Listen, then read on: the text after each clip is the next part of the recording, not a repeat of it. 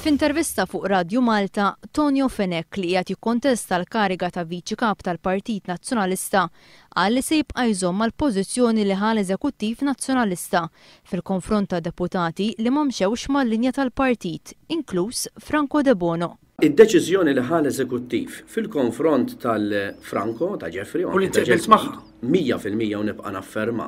Fenek saħaq li l-Partit Nazzjonalista m'għandux ifittex ebda rikonċiljazzjoni ma' Franco De Bono. Ġifieri Franco De Bono għalik huwa akwa passata. Żgur akwa passata. Ġifieri id-deċiżjoni tal-eżekuttiv nazzjonalist u tesserat ukoll. Iva lek ma keċċejniex.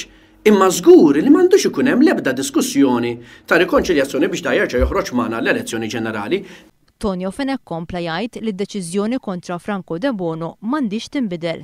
U allura Iva trid tkun akwa passata u dik kienet id-deċiżjoni tal-Eżekuttiv u ħadd m'għandu jipproponi li jbiddilha.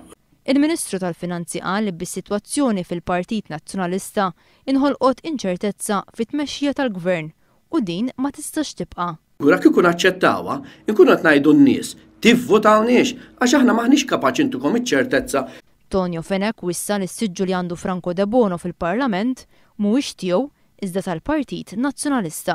Illi minkejja int għandek dritt tad-diverġenzi u l-opinjonijiet tiegħek, is-siġġu li int tpoġġi fuqu fil-Parlament mhux tiegħek huwa tal-Partit.